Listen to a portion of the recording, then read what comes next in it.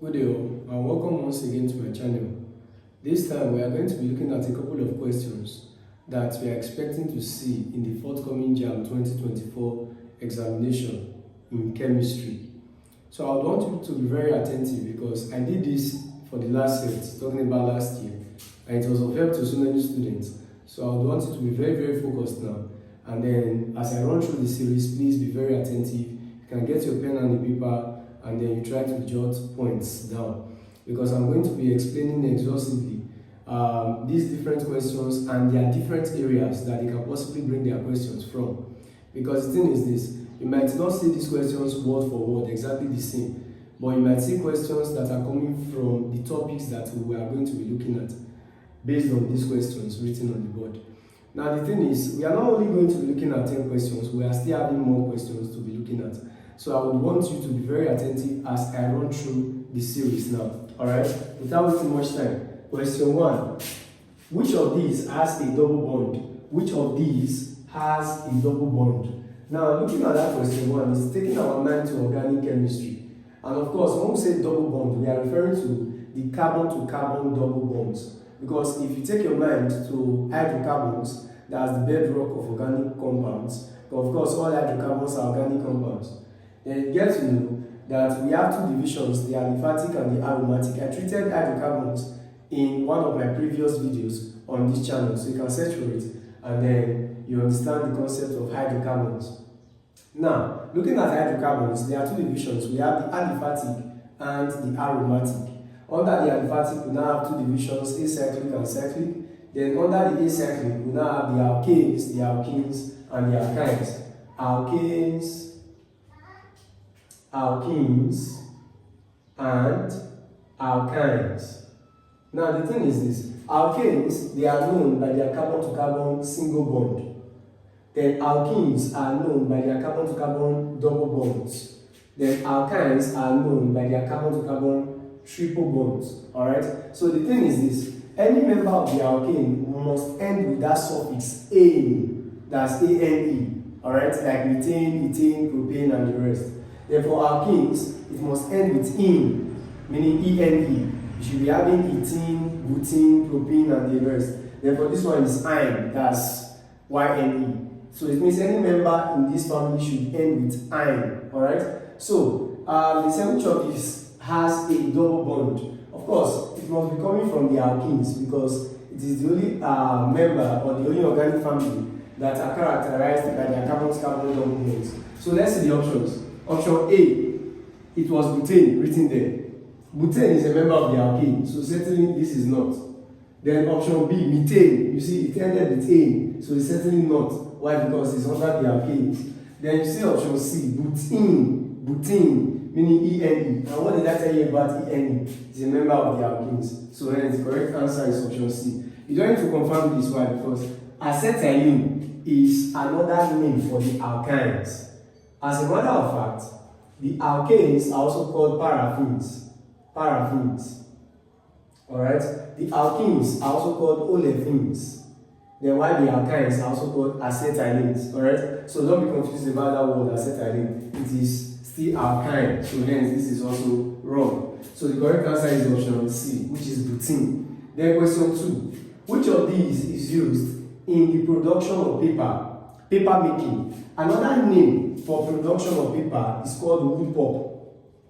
So in a case whereby they want to be tricky about this kind of question, they might just come with the pattern of which of these is used in wood pulp. Like I said, wood pulp is also called what? Paper making. Alright? So the only polysaccharide that can be used or that can be best used is actually cellulose. Alright? So caramel, starch, glycogen, they are not used. Only cellulose can be used for it. Then next, number 3, the property of a metal to be drawn into thin wires is dash. That is taking our mind to metals and their compounds, talking about metals and their features or properties. Now, of course, you ought to know that metals, they have different properties. They are characterized by their high melting and boiling point. They are characterized by their heat, their thermal, and electrical conductivity. They are characterized by their characteristic luster, meaning lustrous feature. They have shining properties. Not only that, they are characterized by ductility and malleability. When I say malleability, it means the ability of a metal to be beaten or hammered into different forms or shapes. Then while ductility means the ability of a metal to be drawn into thin wires. So of course the correct option is option B, because the question is the property of a metal to be drawn into thin wires that's ductility. As we they asked, the property of a metal to be hammered or beaten into different forms or shapes, then the correct answer would have been malleability. Alright, next question. Question 4. The monomer of polychloroethene. The monomer of polychloroethene. Now this question is a very, very cheap one, because now this is taking our mind to polymerization. Polymerization. When we talk on polymerization, then what are we referring to? Polymerization simply is the combination of small molecules to form a large giant molecule. Now, the small molecules that you combine are called monomers. That large giant molecule that you would eventually obtain is called polymer. Alright? So now, the question that was asked there was the monomer of polychloroethene. The monomer of polychloroethene is, that's very easy, because polychloroethene is a polymer. Alright? And for you to obtain the monomer of this, is simply taking off the poly. In fact, now there is a trick or a secret that you can use to attempt questions like this. Any polymer that starts with the word poly, it is very easy for you to obtain their monomeric units. How? Or the monomer. By simply taking off the poly. For example, we have other polymers like polyethene. If you are asked, what is the monomer of polyethene? Simply take off the poly, you are left with what? Ethene. So that's the monomer. Then in this case, it started with poly. So of course, for we to obtain the monomer, we have to remove the poly. Then we are left with chloroethene. So it means the monomer of polychloroethene is chloroethene. That's option B. Alright? Then another name for this chloroethene is called vinyl chloride. That's the common name, vinyl chloride. Alright? Or trivial name. Now, that's the reason why this polymer is a known one. But I think you might be confused about it right now. But let me break it down. Have you seen the word PVC before? Of course, most students must have heard of PVC. Now, PVC, I'm not talking about permanent voters card in this case. This is chemistry. I'm referring to a polymer which is known as polyvinyl chloride. And what did I just say? I said that chloroethene is also called what? Vinyl chloride. So it means I can still take off this poly and I'm left with vinyl chloride to be the monomer. So I can as well say that PVC, the monomer, is vinyl chloride. Alright? So that's the same stuff. Then question 5.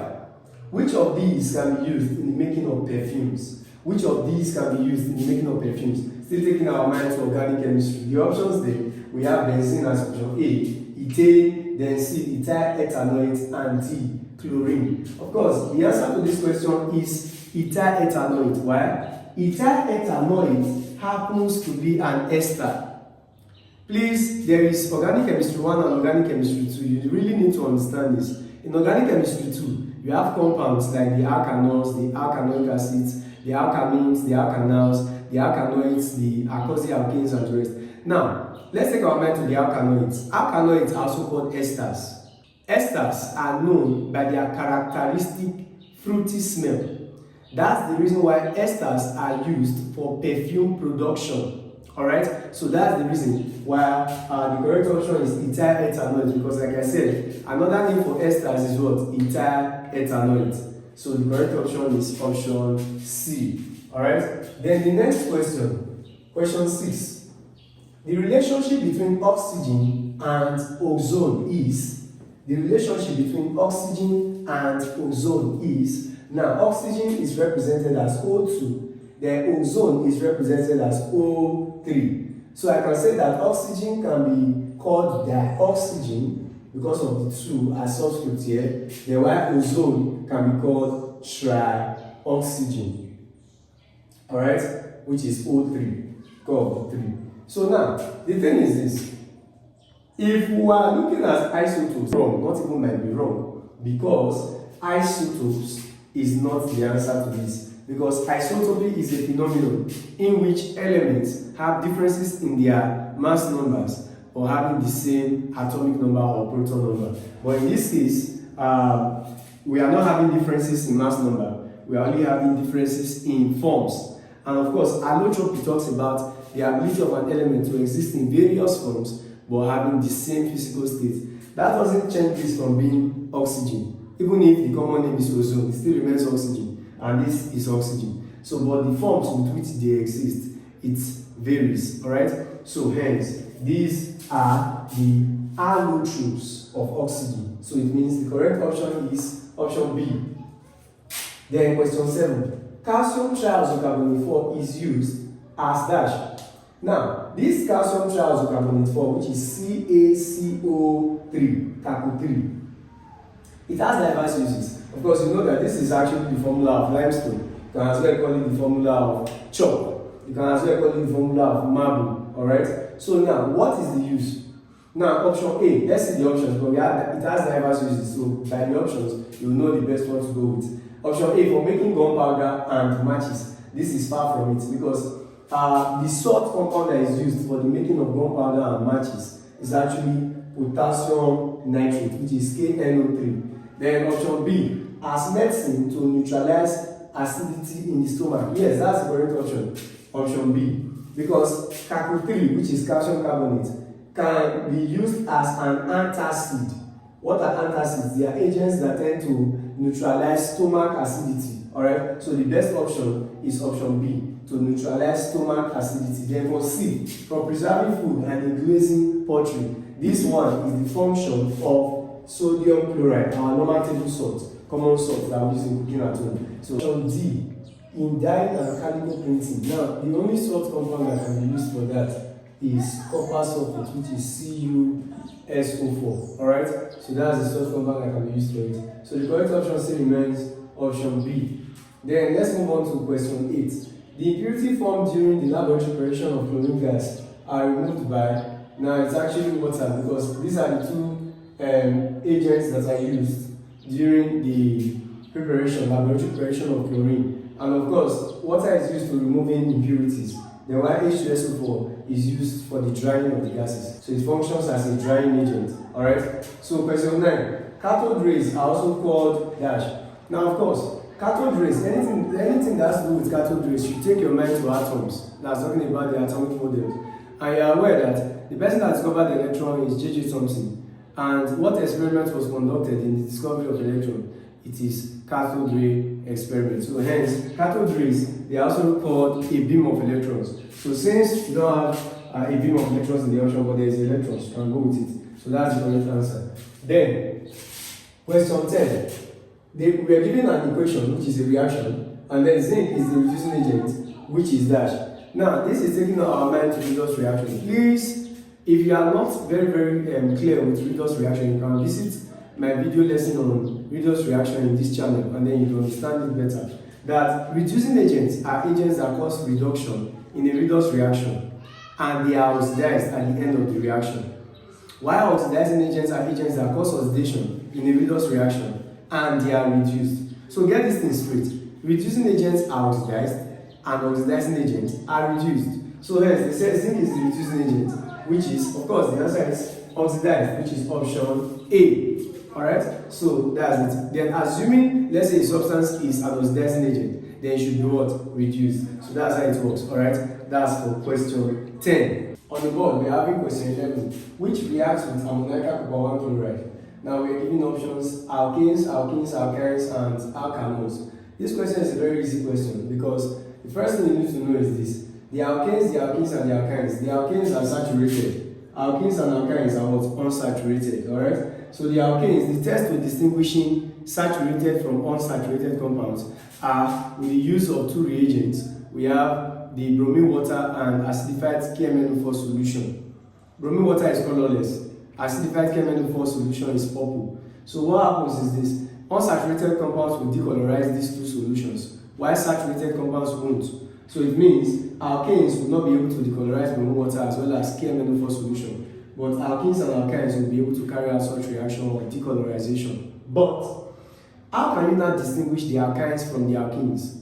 Based on the fact that both of them, they both decolorize bromine water and KMnO4 solution. So that's where the ammonium chloride comes in. You still have another reagent that's called ammonium silver 1 nitrate. So it is only the alkynes that can react with those reagents. Talking about ammonium chloride and ammonium silver 1 nitrate. Now when alkynes react with them, they tend to form colored precipitate. Now when alkynes react with this, it forms a reddish brown precipitate. Then when it reacts with ammonium silver 1 nitrate, it forms whitish or pale yellow precipitate. Alright? So the only compounds that can react with this are the alkynes. Not the alkenes and not the alkenes and not the alkanols. Alright, then question 12. Dehydration of CH3, CH2, CH2, and CH2OH. Now this compound is butanol. Why? This compound contains OH, and OH implies that there is the alkanol functional group. So this is an alkanol. But now, what kind of alkanol? 1, 2, 3, 4. We have 4 carbons there, and 4 carbons correlates with the prefix but. So hence this name, butanol.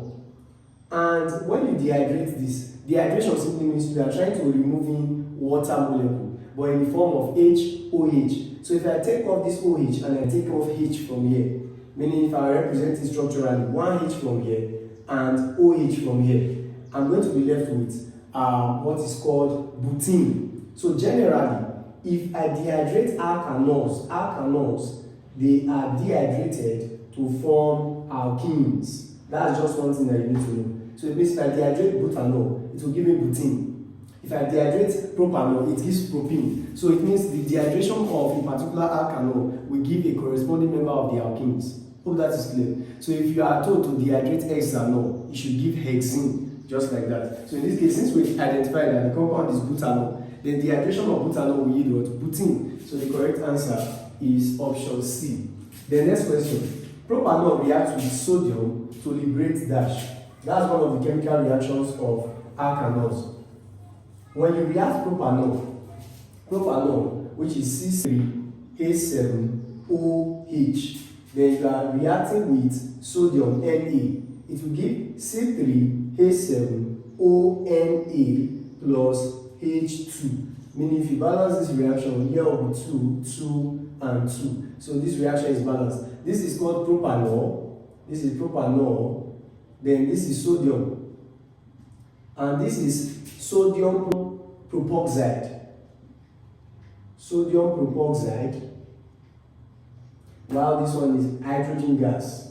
Sodium propoxide and hydrogen gas. Alright? Whenever alkanols react with sodium, they liberate hydrogen gas. So the correct answer is option B.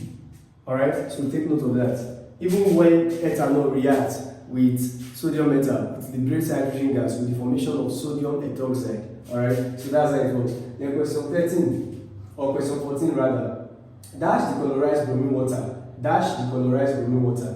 Just like what I initially explained, that the alkenes and the alkynes, they will both decolorize bromine water. So let's check the member of alkenes or alkynes, whether we have it here. Now, you know for alkanes, the first member of the alkanes is CH4, which is methane. Then the next should be C2H6, which is ethane, C3H8 propane, C4H10 butane. So why I stopped at butane? Because the largest number of carbons in these options happens to be 4 carbons. So let's check. Do we have CH4 there? No. Do we have C2H6? Yes. So this is wrong. Why? Because this is a member of the alkane. And alkanes will not decolorize bromine water. Alright? Then let's check. C3H8. Is that in the option? Yes. So this is also a member of the alkane. Then we have C4H10, of course, yes, a member of the alkane. So the only member that is not part of the alkanes is C2H4. And as a matter of fact, C2H4 was formed from C2H6. C2H6 is a member of the alkanes, which is ethane. And when alkanes lose 2 atoms of hydrogen, they give a corresponding member of the alkenes. So hence, this is what? Ethene. So like I said, alkenes and alkynes, they both decolorize with blue water. Hence, the correct answer is option C. Then question 15. Question 15. Now this question is on calculations involving solubility. Now, the formula for calculating solubility is given by solubility is equal to 1000 m over mv. We have a small letter m here and a big letter m. Now you see this small letter M, it represents the mass of solute, meaning the substance involved. Then while that of M, this big letter M is molar mass of the solute. Then while V is the volume of the solution, in CMQ, because already we are working with 1000 here. Alright, so it's very easy for us to get our answer. Very, very easy. Now 1000 M, 1000, then the mass that was given, because they said calculate the solubility in mole per DMQ, 20 grams of sodium hydroxide. So the mass that was given here is 20 grams. So times 20 over, which is the mass, then molar mass of sodium hydroxide, which is NaOH. Na is 23 as its relative atomic mass, plus 16, which is relative atomic mass of oxygen, then plus 1. When you sum up everything here, it gives 40. So 40 grams per mole. So our molar mass is 40, then times what is our volume of the solution. Now we are given 100 grams of water. Looking at this 100 grams of water is equivalent to 100 cm cube of water, because water has a density of 1 gram per cm cube. So any value you are giving here for water, you should just convert it to volume, because it's equivalent. As we are giving 20 grams of water, it will be 20 cm cube that you are supposed to work with in place of your V. So in this case, it becomes what? 100 cm cube. Alright? So don't just be confused. Any value you are giving for water in grams, just know it's equivalent to the volume of water in cm cube. Alright? So in this case, when you cancel out, 0 cancel 0, 0 cancel 0, then you are left with 20 over 4. And when you do that, that gives us what? 5. So the answer is B, which is 5. Next question. The derivative of benzene that can be used in the making of explosives is, of course, the answer to that question is toluene, which is option D, toluene. Now, derivatives of benzene, you have benzene ring like this, and then you have OH seated on it. This is called phenol. Then when you have still benzene ring again, and then you have NH2, which is amino functional group, then this is called aniline or aminobenzene. Then when you have benzene ring with a methyl group seated on it, it is called toluene. Then when you have benzene ring with 2 methyl groups seated on it, 2 methyl groups, it is called dimethylbenzene, or we call it xylene. Alright?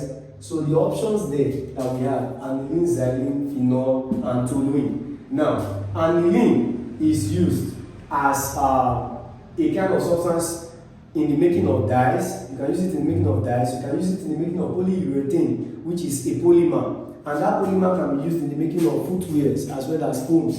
Then for the xylene can be used, commonly employed as industrial solvent, and can also be used in plastic production. Then for phenol, it is the benzene derivative that is commonly used in the making of drugs as well as plastics. Alright. So for toluene can be used in the making of explosives as well as improving or boosting of the octane number of petrol. Alright. But you see this toluene, there is a particular derivative of toluene that is known as TNT. That is trinitrotoluene. Now you see this is called trinitrotoluene. This is a nitro group. So TNT is trinitrotoluene, and it is still used in the making of explosives. Alright? So the correct answer is option D. Then question 17. In an atom, the nucleus consists of dash and dash.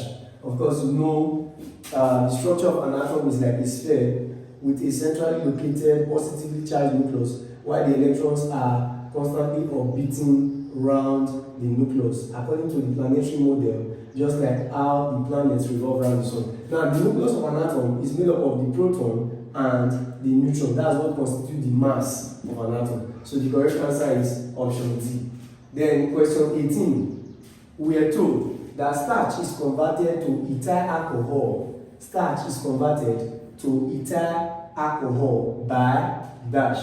Of course, in this case, this is taking our mind to fermentation. Because now, when you break down starch to releasing ethanol and CO2 as the end product, then that is known as fermentation. Alright? that is a slow microbial decomposition of a large giant organic molecule catalyzed by a series of enzymes to releasing ethanol and CO2 as the last products or the final products. All right. Now, the microorganism that is commonly used is yeast, which is a fungus, a unicellular one at that, and it produces several enzymes that are needed for this reaction. Of course, the complete degradation of starch to releasing that ethyl alcohol. Now, don't be confused. That ethyl alcohol there is still same as ethanol. So, first stage is starch is broken down to maltose, because starch is a polysaccharide. From maltose to glucose, from glucose to ethanol, which is ethyl alcohol, and CO2. So, in this step of the reaction is being broken down by a series of enzymes. Starch is broken down by diastase.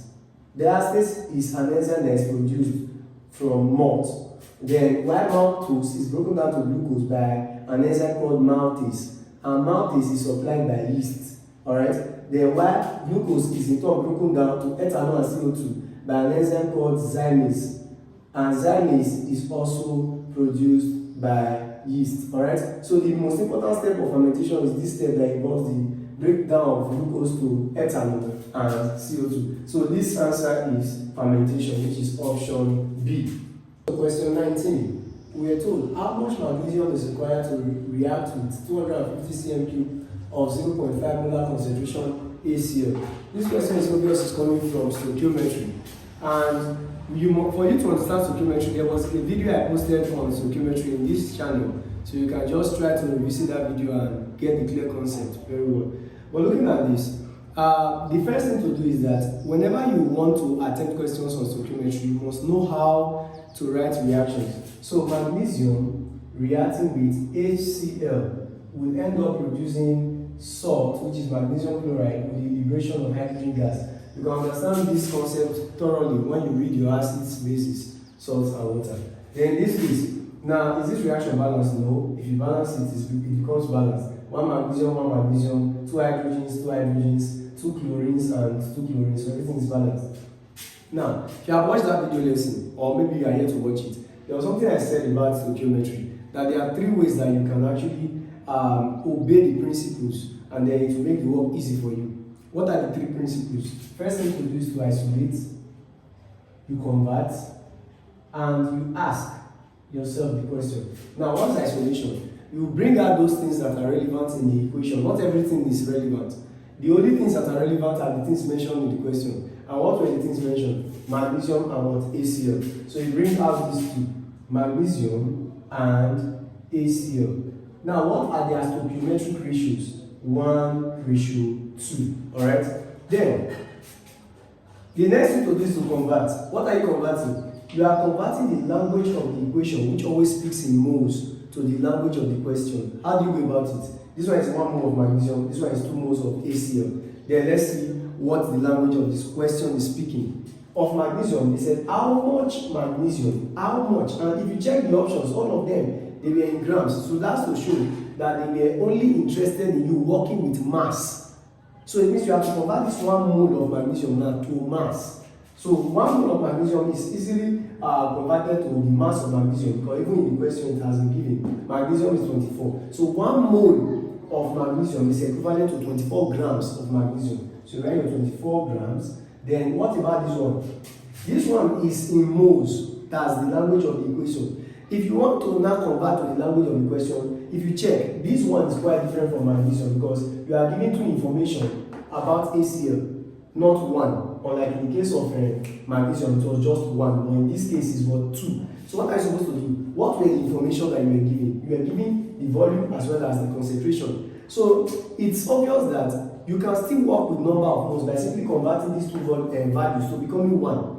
How? You convert the two values here to becoming number of moles, meaning you can calculate the number of moles of ACl present in these two values. How? Number of moles is given as CV over 1000 cm3. So what is C? Concentration. What's concentration? 0.5 times what is V? Volume. What's volume? 250. 250 over 1000. When you take the analysis here, it's certainly going to give you number of moles is equal to 0.125 moles. Alright, that will be the moles. So since you've converted these two values to moles, I can reiterate this question as how much magnesium is required to react with. Instead of working with these two values now, I will now replace with what? 0.125 moles.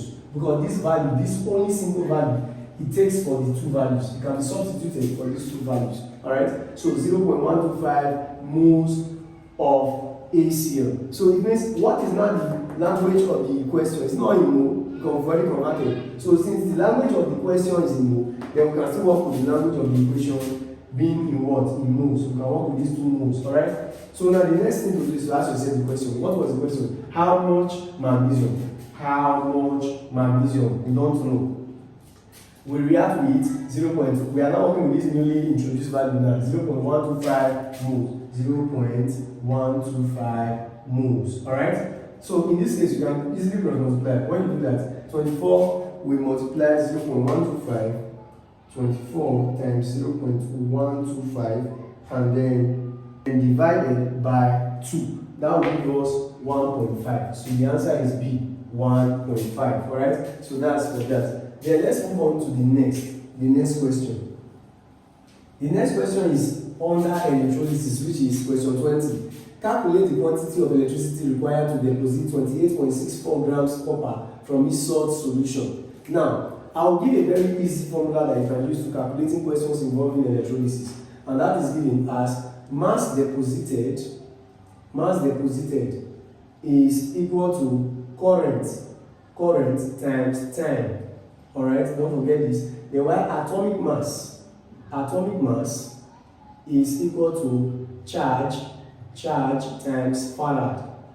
Now, you know current, the symbol of current is I, and the symbol of time is T. And are you aware that Q is equal to IT, meaning quantity of electricity is going to be the product of the current and time, or you can call this charge. Alright? So now, we can substitute the whole of this with Q. Why? Because in question we're not giving current and we're not giving time. We're only giving to calculate quantity of electricity, which is Q. So in place of current and time, we just work with Q. So mass deposited now, we give Q, and atomic mass will be charge times farad. Alright? So what was our mass given? 28.64 to give Q. Then atomic mass that was given of copper was 64, so 64 to give charge of copper is 2 plus 2. Then times what's our farad? 96500. From here we can just use our calculator. 1 plus multiply, that becomes this times this divided by 64. So that becomes 28.64 times 2 times 96500, then divided by 64. That will give us 86367.5 coulombs. Alright? So the correct option is option D. So it's my hope that you've been able to understand this concept very, very well. Do well if you have not been able to understand it. Do well to revisit the video and rewatch the video for you to get the clear concept. And don't forget to stay glued to this channel, hit the subscribe button and hit the like button if you like this video. Share this channel link to your friends so as for them to benefit also. I wish you guys all the best in the forthcoming Jamb exam. You guys will come out with flying colors. That's my prayer. Okay? So thanks for watching and God bless.